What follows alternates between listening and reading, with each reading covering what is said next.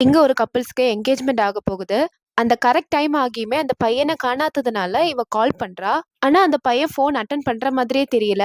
இதே டைம் ஆப்போசிட்ல அந்த பையன் வந்து ஒரு எலவேட்டர்ல மாட்டியிருப்பான். அவனால அந்த லிஃப்ட்ல இருந்து வெளிய வரவே முடியல. அது மட்டும் இல்ல அவனோட ஃபோன் சிக்னலும் கட் ஆயிட்டு. இத புரிஞ்சுக்காம இந்த பொண்ணும் இந்த பையன் நம்மள விட்டுட்டு போயிட்டான் அப்படின்னு சொல்லி அந்த ரூம்ல இருந்து வெளிய வரா. இது என்ன கதைன்னா, இதுக்கு முன்னாடி இதே மாதிரி ஒரு சிச்சுவேஷன்ல அந்த பொண்ண விட்டுட்டு அந்த பையன் போயிருப்பான். ஒருவேளை இந்த வாட்டியும் அதே மாரி தான் பண்றானோ அப்படின்னு சொல்லிட்டு, அந்த பையன கண்டுபிடிக்கிறதுக்காக ரூம்ல இருந்து வெளிய போறா. ஆனா வெளிய வந்த கொஞ்ச நேரத்திலேயே அவளோட பாஸ்ட் எல்லாமே அவளுக்கு ஒரு ஹாலுசினேஷன் மாதிரி வர ஆரம்பிக்குது. அந்த பாஸ்ட்ட நெனச்சே ரொம்ப பயந்து, அந்த இடத்திலேயே அவளுக்கு மூச்சு முட்டுற மாதிரி இருக்கு.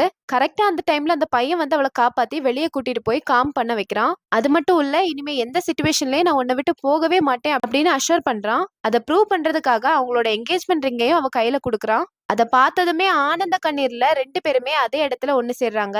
அவங்க பிளான் பண்ணத விட ரொம்ப அழகா அவங்களோட என்கேஜ்மெண்ட்டும் நடக்குது.